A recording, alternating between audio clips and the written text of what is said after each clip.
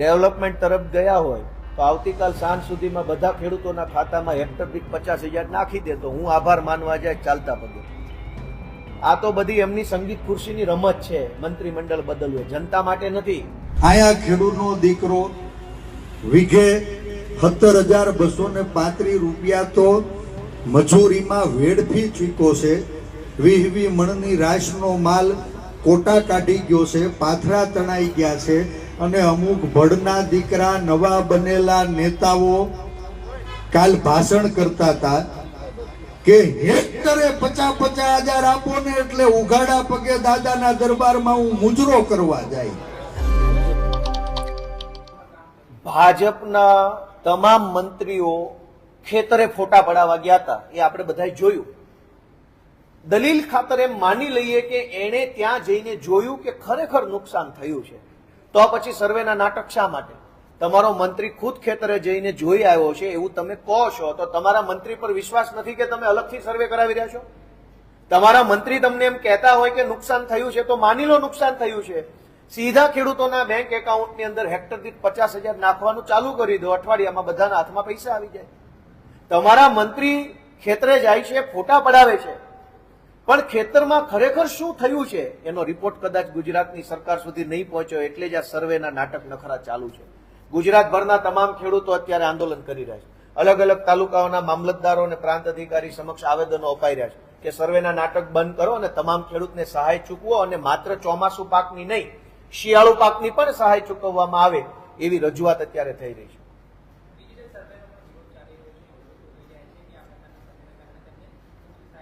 ખેડૂતને જયારે પૈસા આપવાની વાત આવે, વળતર ચૂકવવાની, સહાય આપવાની રાહત, ત્યારે સર્વેના નખરા થાય છે કે ખેતરે ખેતરે ગ્રામ સેવક સર્વે કરશે અથવા તો ડિજિટલ સર્વે થશે. ભાજપના મળતિયા ઉદ્યોગપતિઓના 16 લાખ કરોડ રૂપિયાના લેણા માફ કર્યા દેવા, ત્યારે કયો ડિજિટલ સર્વે કર્યો હતો? તમારા મળતિયાઓના અબજો રૂપિયા માફ કરવા હોય તો કોઈ સર્વે નહીં, ડિજિટલ સર્વે નહીં, ફિલ્ડ સર્વે નહીં, કશું જ નહીં. એક સહી કરી અને ભાજપની સરકાર અબજો રૂપિયા માફ કરી દેશે. ગામડાના ખેડૂતના 2 લાખ રૂપિયા માફ કરવાની વાત આવશે તો ભાજપની સરકાર નખરા કરે છે. ગ્રામ સેવક મોકલશે ને વીસી ને તલાટી મંત્રી મામલતદારોના ચક્કર ખાધા કરો, ધક્કા ખાધા કરો. દોસ્તો, આ ખેડૂત વિરોધી માનસિકતા હોવાનું પ્રમાણપત્ર છે કે ઉદ્યોગપતિના દેણા માફ થઈ જાય છે 1 મિનિટમાં, અને ખેડૂતના 2 લાખ રૂપિયા માફ કરવા માટે થઈને સરકારની દાનત ખરાબ છે. એટલે આ ખેડૂત વિરોધી ભાજપનો અમે વિરોધ કરીએ છીએ અને આશા રાખીએ છીએ કે વહેલી તકે આ ખેડૂત ગળાફાંસો ખાય એ પહેલા એના ખાતામાં સહાયના પૈસા પહોંચી જાય એવી અમારી લાગણી છે. મંત્રીમંડળમાં ફેરફાર થયા છે, જે હોમ મિનિસ્ટર હતા હર્ષ સંઘવી એ નાયબ મુખ્યમંત્રી બની ગયા છે, તો કંઈક એવું લાગે છે કે સરકાર ડેવલપમેન્ટ વિકાસની તરફ જઈ રહી છે?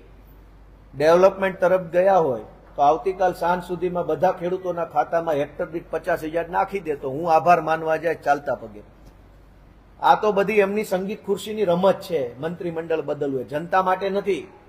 જે મંત્રીઓએ ખિસ્સા ભરી લીધા, ગોડાઉન ભરી લીધા, કબાટ ભરી લીધા રૂપિયાના, એનો વારો પૂરો. હવે નવા આવ્યા કે હવે તમે ખિસ્સા ભરી લો, કબાટ ભરી લો, ગોડાઉન ભરી લો.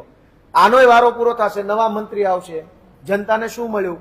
ખેડૂત આજે ગળાફાંસા ખાય છે, મંત્રીઓ પોતાના ઘર ભરે છે, અમે વિરોધ પક્ષ તરીકે અવાજ ઉઠાવીએ છીએ તો અમને જેલમાં પૂરે છે.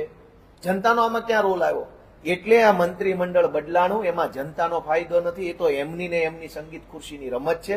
જનતા આજે લાચાર છે. અને હજુ હું ફરીથી બોલું કે જો આવતીકાલે કે 2 દિવસ સાંજ સુધીમાં ગુજરાતના તમામ ખેડૂતોના ખાતામાં ભાજપ 50,000 રૂપિયા પર હેક્ટર નાખશે તો હું ઉઘાડા પગે અહીંથી હાલી અને મુખ્યમંત્રીનો આભાર માનવા જઈશ.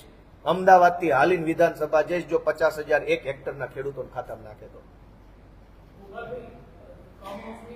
એના પાક નુકસાનીનું વળતર મળે.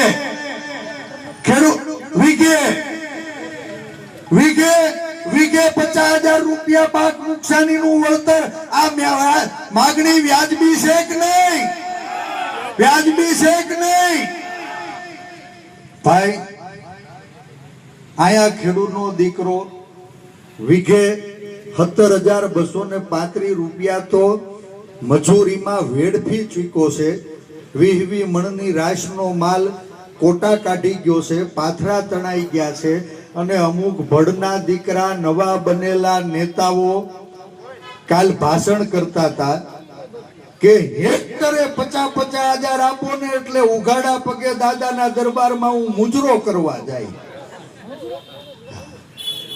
તમે કોઈ સાંભળ્યું કે નહીં? હે, કાલે ભણેલા ગણેલા, બહુ ભણેલા ગણેલા નવા સવા નેતાએ નિવેદન આપ્યું કે દાદાની સરકાર 1 હેક્ટર એટલે 2.5 એકર, 2.5 એકર એટલે 6.5 વીઘા. 1 એકરમાં 2.5 વીઘા થાય. હે, 6.5 વીઘા, 6.5 વીઘામાં 1 હેક્ટર થાય. ભણના દીકરાએ કીધું કે 1 હેક્ટર ના 50,000 એટલે 1 વીઘે 8,000 રૂપિયા જો દાદાની સરકાર જાહેરાત કરશે ને તો હું ઉઘાડા પગે દાદાના દરબારમાં મુજરો કરવા જાય. તમારો ડોહો 18,000 રૂપિયા તો ખર્ચો થઈ ગયો છે અને 8,000 રૂપિયામાં આ ગુજરાતના ખેડૂતોને ગીરવે મૂકવાનું પાપ કરનારા લોકોને પણ ઓળખજો.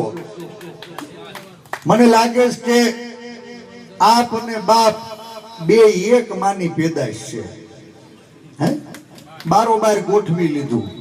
વીઘે 8,000 રૂપિયા દ્યો એટલે અમે ઉઘાડા પગે ગાંધીનગર દાદાના દરબારમાં મુજરા કરવા જાવ. મારે વડિયાના પાદરમાંથી ગુજરાતના ખેડૂતોને પૂછવું છે કે હું આ 8,000 રૂપિયાની ભીખ લેવા માટે તમે અહીંયા બેઠા છો? હે, અમે ખેડૂના દીકરા છીએ. અમારા પડામાં પડું લઈ લઈને બાપ અમારા પડામાં કોક હલ્લો કરે ને 5,000 રૂપિયાનું પેદા થાય. અમે 8,000 ની ભીખ લેવા નથી બેઠા, અમે અમારો અધિકાર લેવા બેઠા છીએ. અધિકાર.